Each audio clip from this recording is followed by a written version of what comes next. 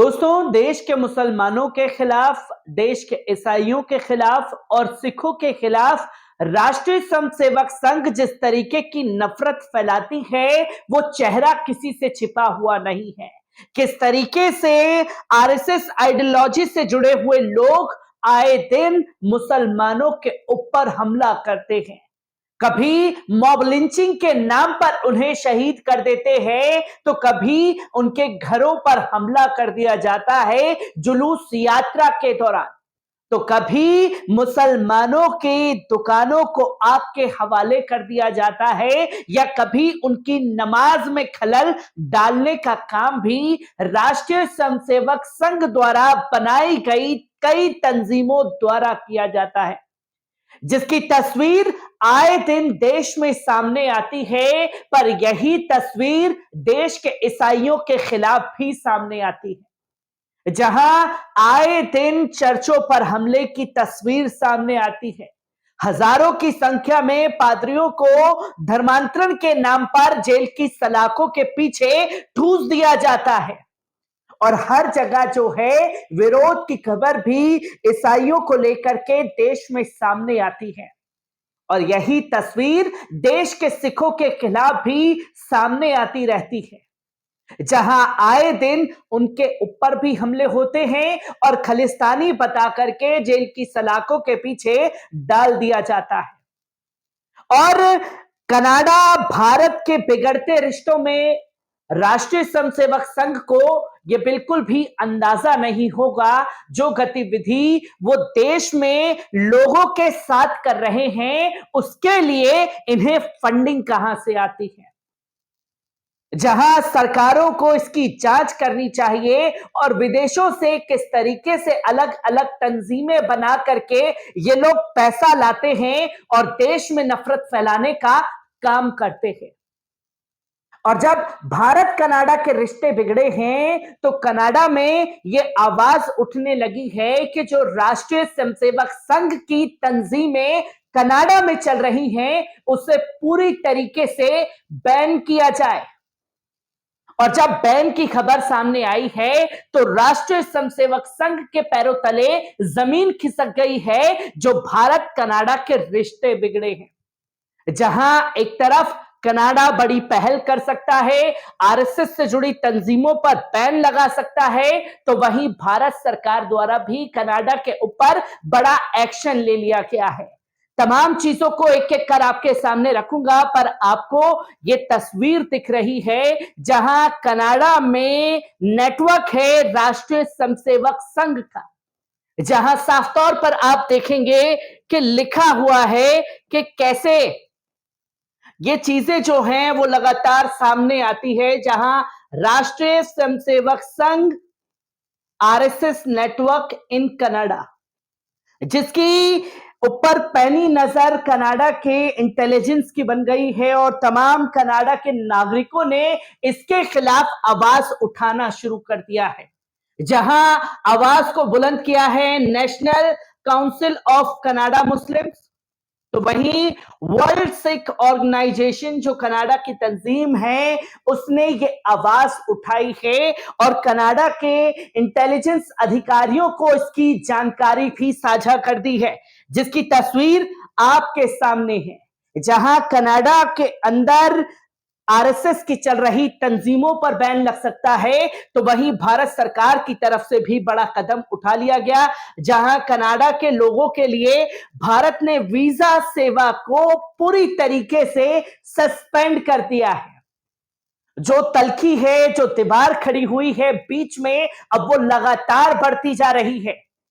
जिसकी तस्वीर सामने है कि जहां बीएलएस इंटरनेशनल एक ऑनलाइन वीजा आवेदन केंद्र जो भारत और अन्य देशों के आवेदनों को संभालता है, उसके एक नोटिस में अपनी वेबसाइट पर यह संदेश पोस्ट किया गया है कि परिचालन कारणों से 21 सितंबर 2023 से भारतीय वीजा सेवाओं को अगली सूचना तक निलंबित कर दिया गया है। कृपया आगे के अपडेट के लिए बीएलएस के वेबसाइट चेक करते रहें,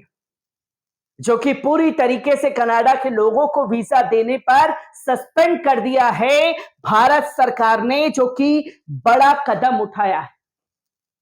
ये भारत सरकार की तरफ से उठाया गया कदम, और आप देख सकते हैं तमाम तस्वीरें आपके सामने कि किस तरीके से एक्शन कनाडा सरकार द्वारा आरएसएस की जो तंजीमें कनाडा में चल रही हैं उसके ऊपर चल सकता है हंटर कनाडा सरकार का। क्योंकि आप देखेंगे कि protection of must be put in place to sure the safety of all Canadians from all threats, both foreign and domestic,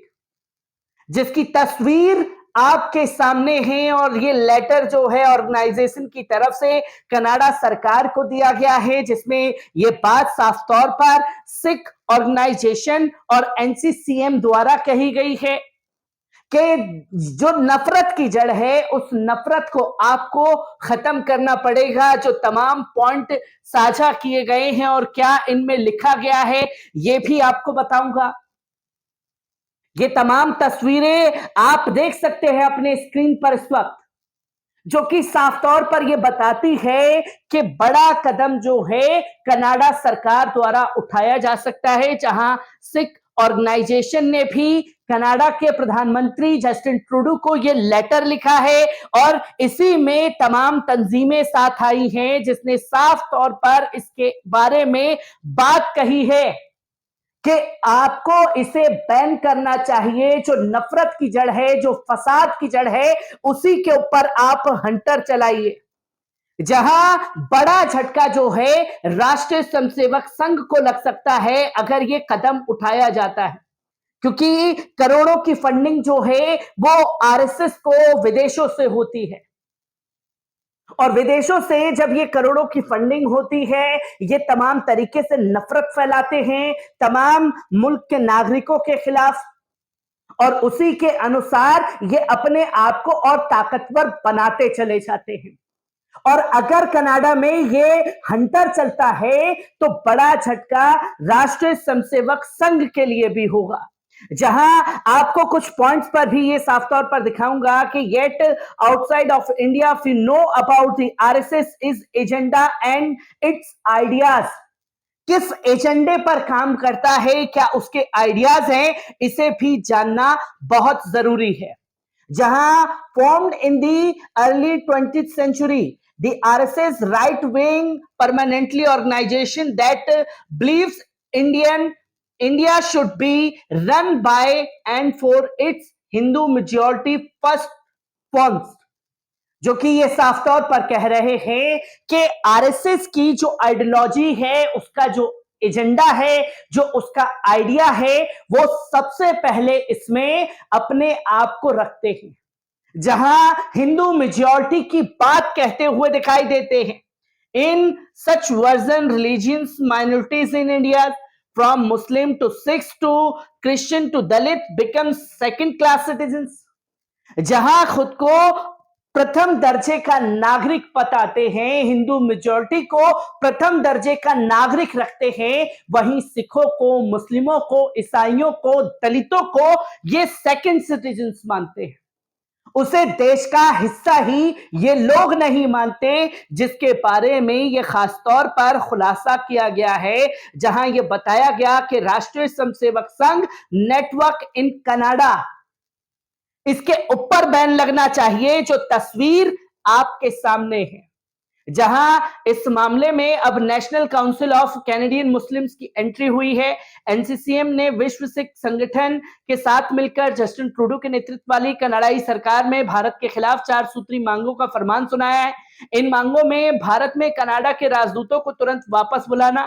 Canada में भारतीय राजदूत को निष्कासित करना, भारत और कनाडा के बीच व्यापारिक वार्ता पर रोक लगाना और राष्ट्रीय स्वयंसेवक संघ पर प्रतिबंध लगाना शामिल है, जो तंजीमें खासतौर पर आरएसएस की कनाडा में चल रही हैं,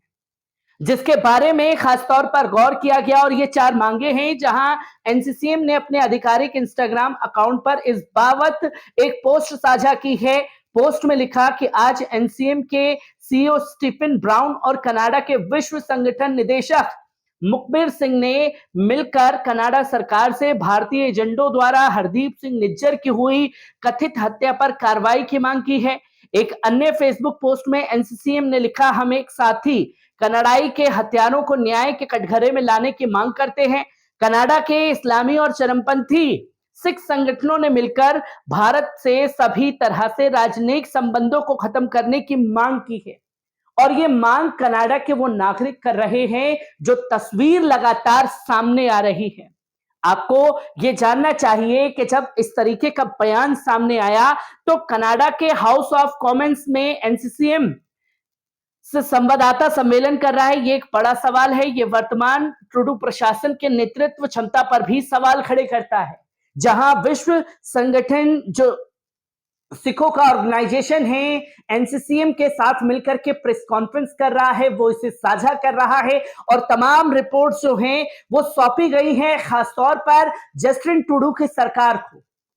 कि कैसे कैसे राष्ट्रीय स्वयंसेवक संघ देश में और कनाडा में काम कर रहा है, इस पर रोक लगाना जरूरी है। जिसे देख ये तस्वीर साफ हो चली है कि जैसे हमने देखा था कि इस्लामोफोबिया कोरोना जिहाद के नाम पर जो हाय तौबा मचाई जा रही थी, खाड़ी देशों में इसका रिएक्शन साफ तौर पर दिखा, जहां कई राष्ट्रीय स्वयंसेवक संघ के बड़े बिजनेसमैन के ऊपर बड़ी कार्रवाई हुई और इसी तस्वीर में अब कनाडा भी बड़ा कदम उठा सकता है। हर एक तस्वीर को आपके साथ साझा करता रहूंगा। दीजिए इजाजत, शुक्रिया।